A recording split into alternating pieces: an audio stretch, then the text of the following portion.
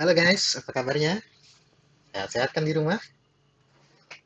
Kita kembali lagi di statistik. Jadi minggu ini kita kan menjelang UTS. Materinya cukup mudah sebenarnya.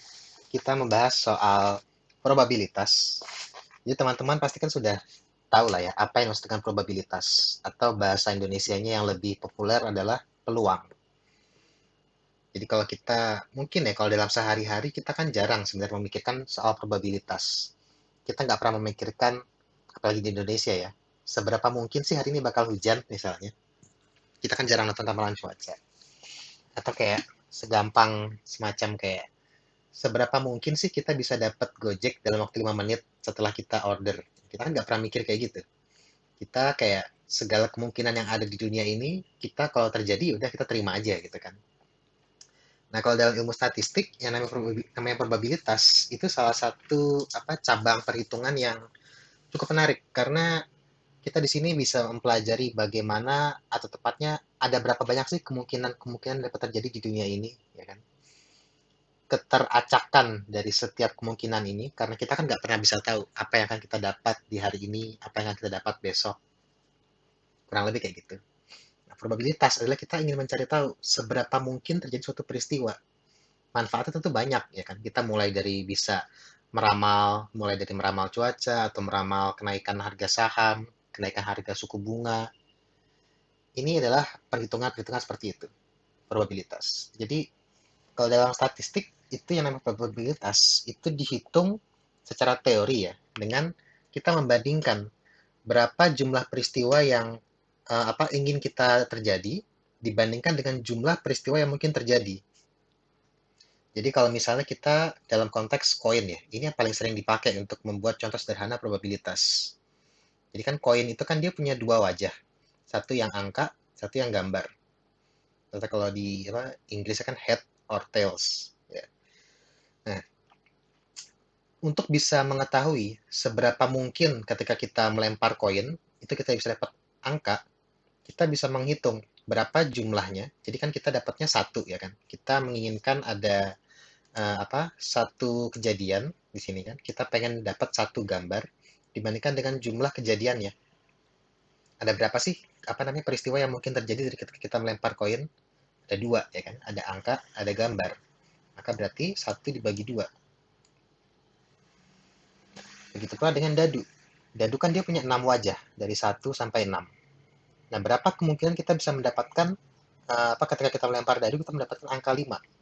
Kalau kita lagi main ular tangga gitu kan, kita udah mau sampai garis finish, berapa sih kemungkinan kita bisa mendapatkan angka 5 atau 6? Ya kita tinggal menghitung kan. Ada berapa sih yang kita pengen? Kemungkinannya 5, berarti 5 ini kan adalah ada satu ya kan. Ada kan kalau dadu kan ada satu, 2, 3, 4, 5, 6. Nah, kita mau angka 5 atau 6. Berarti kan ada 2 dibandingkan dengan ada 6 kemungkinan. Jadi 2 dibagi 6. Dengan 1/3. Jadi itu kalau misalnya kita pengen nyari dua kemungkinan. Jadi kan intinya seperti ini ya kan.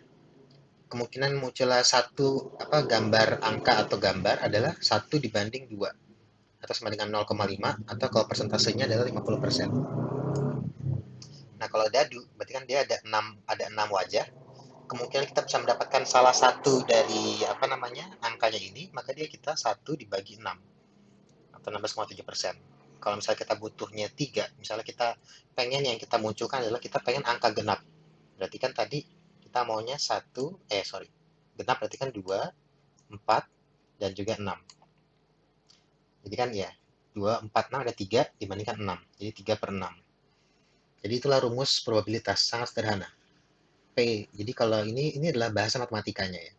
P itu adalah probabilitas, dalam kurung ini itu adalah peristiwanya. Jadi P probabilitas A itu sama dengan X, di mana X ini adalah jumlah peristiwa yang kita harapkan terjadi dibagi dengan N, jumlah peristiwa yang dapat terjadi.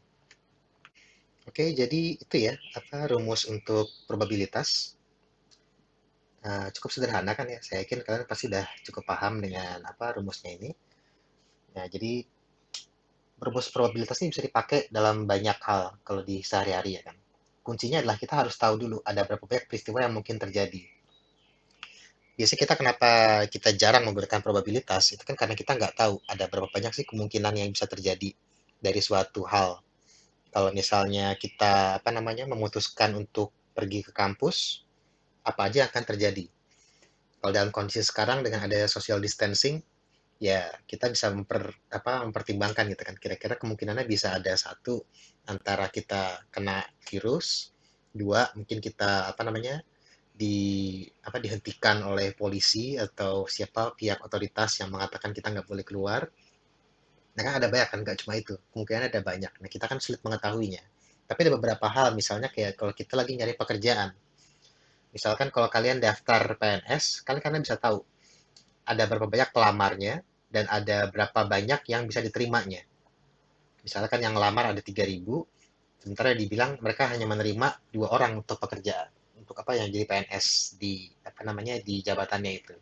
Itu kan bisa menghitung kan kira-kira kalau kalian daftar di posisinya itu berapa kira-kira probabilitasnya kalian. Tadi kan apa namanya kalau misalnya pelamarnya lamar ada 3.000, nah kemarin yang diterima itu hanya 4 ya kan? Nah ini kan adalah 4 ini adalah peristiwa yang mungkin terjadi.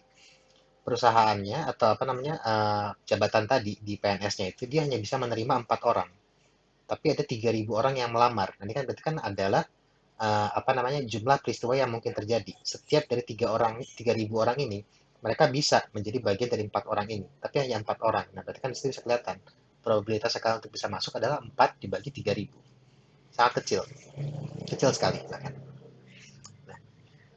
Nah, kan sering dibilang ya kan, kalau misalnya pendidikan atau sertifikasi atau apa namanya keahlian apapun itu bisa meningkatkan kans kalian untuk bekerja. Kenapa? Karena jumlah orang yang punya sertifikasi pasti lebih sedikit daripada jumlah orang yang keseluruhan dari angkatan kerja kita. Jadi kan angkatan kerja kita kan ada sekitar 100 jutaan, ya kan? Dari 100 juta itu berapa banyak sih orang yang punya sertifikasi? Berapa banyak orang yang lulus kuliah? Berapa banyak orang yang apa namanya yang punya keahlian-keahlian khusus yang bisa dibuktikan dengan adanya sertifikat. Nah, itu kan hanya sedikit. Nah, karena jumlahnya sedikit itulah itu yang memungkinkan kans kalian untuk bisa meningkat. Itulah kenapa probabilitas kalian itu meningkat seiring dengan kalian punya lebih banyak skill. Karena dengan kalian lebih banyak punya skill, maka populasinya ini, populasi dari peristiwa yang mungkin terjadinya ini, dia akan semakin kecil. Jadi kalau misalnya ternyata dari 3.000 orang ini hanya misalnya 300 yang udah lulus kuliah gitu kan, dan kalian adalah bagian dari 300 ini, maka kalian tiba-tiba punya chance yang lebih tinggi untuk bisa diterima daripada 3.000 orang, jadi hanya sekarang 300. Jadi itu ya, apa namanya, untuk perkuliahan minggu ini cukup singkat memang, karena emang materinya hanya untuk itu aja kan, karena kita kan udah persiapan UTS. Jadi untuk minggu ini, untuk absennya silahkan mengakses di link ini, dan kemudian saya akan men-share soal UTS-nya yang sifatnya take home, itu bisa dikerjakan seminggu ya, sampai tanggal, jadi dikumpulkannya pada hari UTS, tanggal 16 April kalau nggak salah. Oke, jadi demikian. Saya membuka kesempatan sebesar-besar bagi teman-teman untuk bertanya, termasuk juga materi-materi minggu lalu. Kalau masih ada yang belum paham, karena ya kan kita punya Slack, silakan digunakan sebaik mungkin untuk berdiskusi dan juga untuk bertanya. Demikian, terima kasih.